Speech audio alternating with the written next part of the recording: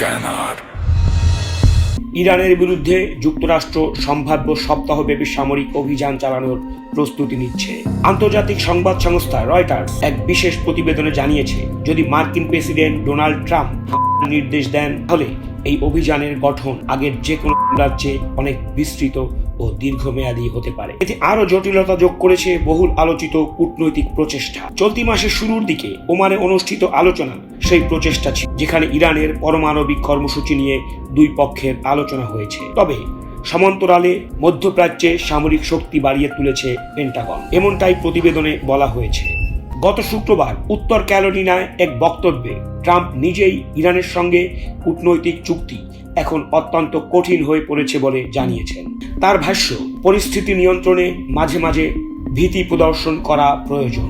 White house মুখপাত্র আনা কেলি বলেছেন, ইরানকে নিয়ে ট্রাম্পের সামনে সব রাজনৈতিক ও সামরিক বিকল্পই খোলা রয়েছে এবং তিনি জাতীয় নিরাপত্তা বিবেচনায় কঠিন সিদ্ধান্ত নিতে পিছপা হবেন না। পেন্টাগন ফরমালি এই সামরিক প্রস্তুতির বিষয়ে বক্তব্য না দিলেও জানা গেছে, মধ্যপ্রাচ্যে মোতায়েন করা হচ্ছে আরও বিমানবাহী রণতরী, বহু সেনা ও অত্যাধুনিক বিমান।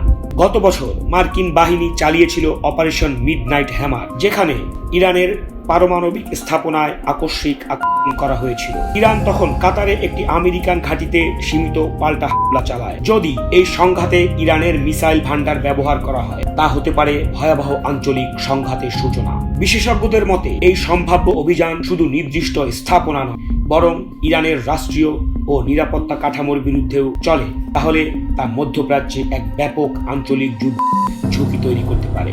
ইরানের হাতে থাকা বিশাল পরিসরের মিসাইল ভান্ডার এই সম্ভাব্য সংঘাতে মার্কিন বাহিনীর জন্য বড় ঝুঁকির বিষয় হয়ে দাঁড়াতে পারে। ইরান যুক্তরাষ্ট্র সম্পর্কে চলমান এই উত্তেজনা স্থায়ী সম্মেলন বা বড় অস্ত্র অভিযান বয়ে আনবে, সেটাই এখন আন্তর্জাতিক পর্যবেক্ষকদের অন্যতম চোখ রাখার বিষয়। আপনারা দেখছেন গণকণ্ঠ ক্রাইম স্ক্যানার। সত্যের সন্ধানে আমরা থাকব সব সময়। Crime scanner.